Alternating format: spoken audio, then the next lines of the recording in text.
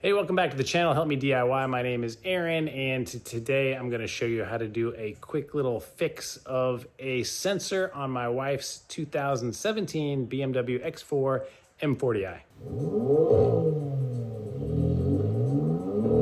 So this is her car. She recently had a warning light go off. So when she starts her car, she is getting this message right here, the brake system, and it thinks that the brake pads need to be replaced. So this does not tell her that it is the front brake pads, but let me show you how to check.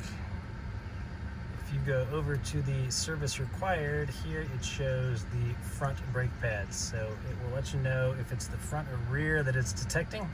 So for BMWs in general, there are two sensors for your brakes. For the front, it is in the left front wheel, or right behind it, I should say.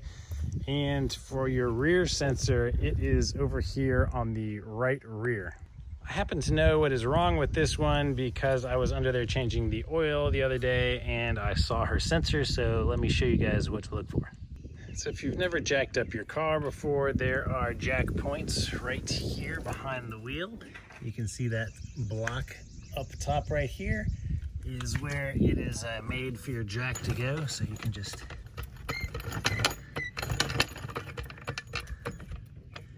get your jack on that, and that is where you should lift from.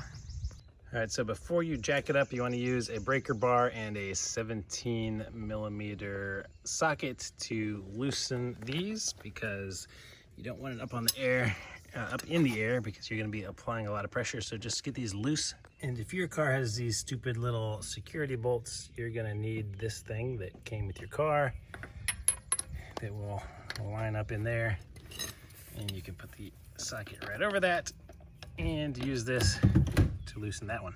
So once they're loose and your car is in a nice, stable, flat location, go ahead and start jacking it up. And you only need to go high enough so that the front wheel just comes off the ground. If you can spin the wheel a little, it's high enough. Now we're just going to remove the rest of the bolts and take off the wheel.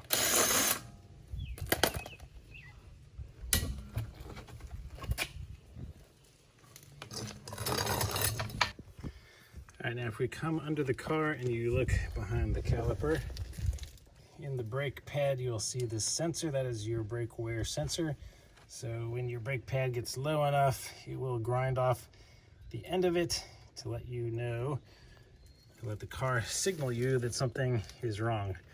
But as you can see right here, it came unclipped from right here while she was driving, and this piece of it rubbed up against the inside of her wheel and wore that away.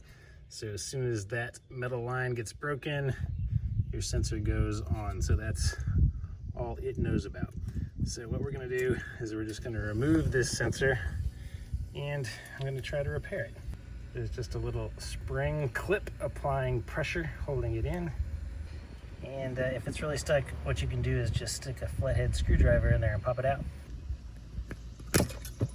Pry it out, and be careful when you pull it out. This part might pop off. It goes right around the edge here. That's what keeps the tension on it. And you can see that this raised edge right here is what grinds down and typically breaks the connection to make the sensor go off. So then we can just follow this cable and disconnect it from a few, obviously, to keep this line away from moving parts. So what happened does not happen. So we got that one removed. There's another one back here. So this comes up here behind this black felt, and this is just a 10mm plastic nut. All right, so just remove that. After you get that off, there is one additional 8mm right here. And just remove this little screw.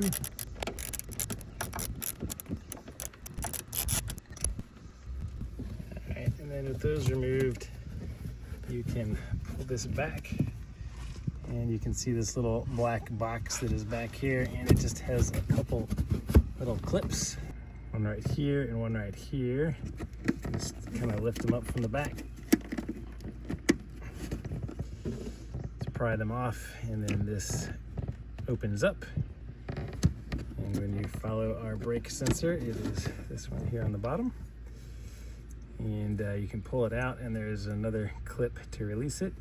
Just press up here,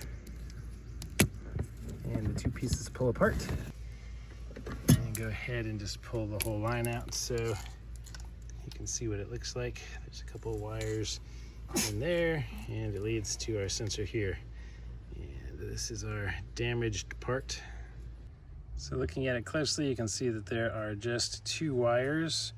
One wire is kind of shredded but still intact. The other wire is completely broken. So what I was going to try to do today is just solder a piece of wire in the missing one and kind of repair the other piece that's shredded.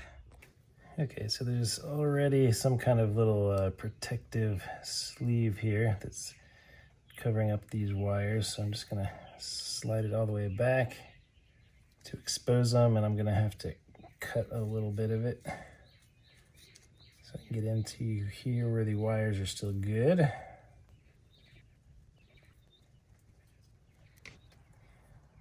Okay, so once I expose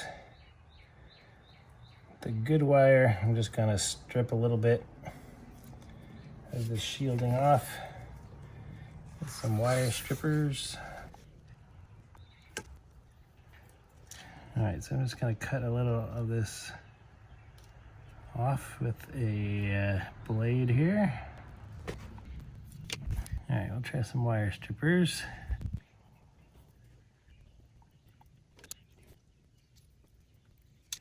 All right, just have to get down to the bare wire here. And then I'm gonna take a little piece of new wire that I cut off. So I'm going to take this wire and hold it here and try to solder on a little piece of new wire.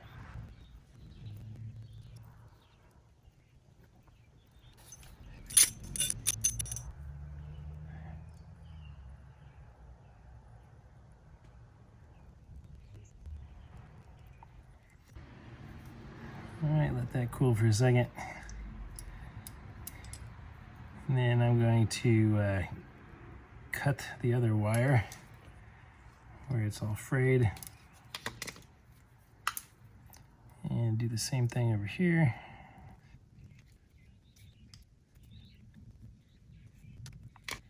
Get that wire exposed and get a new piece of wire.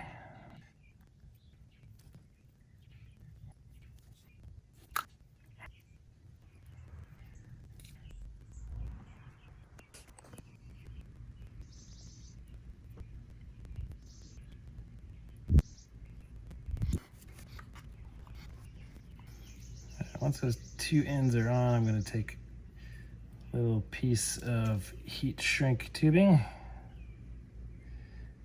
to cover up our solder joint there. And let me shrink those on real quick.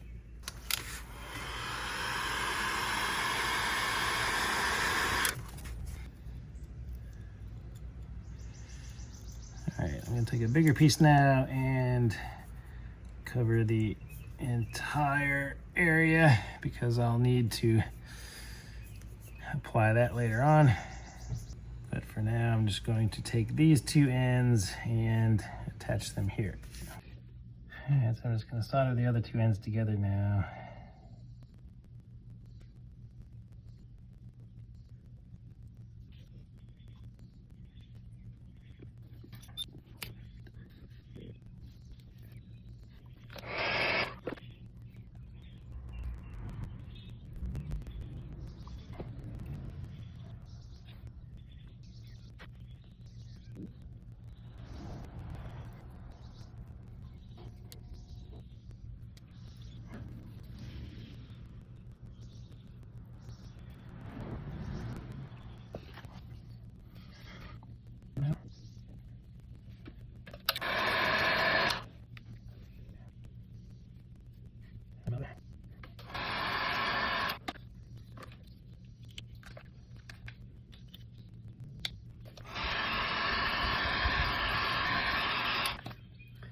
Okay, that is the theory behind it. Now, of course, if yours actually failed because it got ground down here, this isn't gonna work, but it's worth a try. These things aren't that expensive. If this doesn't work, I'll just buy a new one, but figured it was worth a shot. Yeah.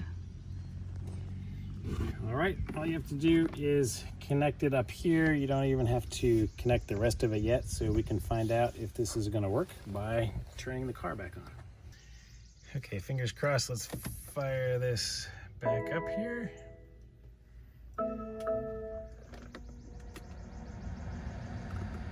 now if we go to vehicle status, we still have this here, but we have not reset it yet. So we can try to reset it. And the way you do that is you hold this button down here that is your mileage reset in.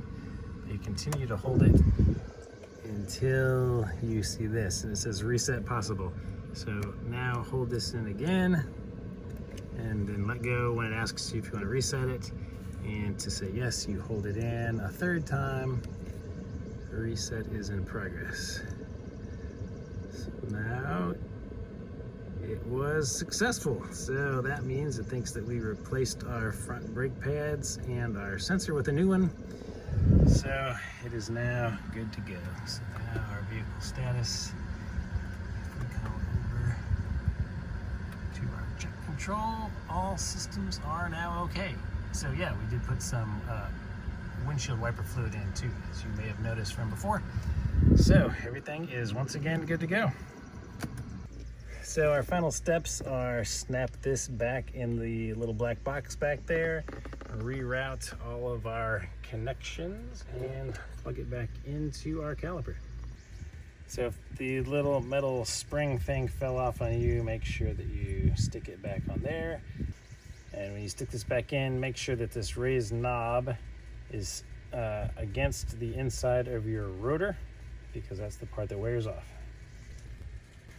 And once it's clipped in, make sure all of these securing features are back in place. And I'll probably go ahead and add an extra zip tie here, since this thing didn't stay on before, just to make sure it does not come off and we have the same problem we did last time. So there's where I placed the zip tie. That thing won't fall off now and interfere with our wheel. So that really wasn't hard at all. It took about an hour and didn't cost anything if you already have some wire and heat shrink. But if your sensor is beyond repair, I will put a link below in the description of where you can order them. They are not that expensive, like I said before. Please give this video a thumbs up, subscribe to the channel if you enjoyed this, and I'll see you on the next DIY video.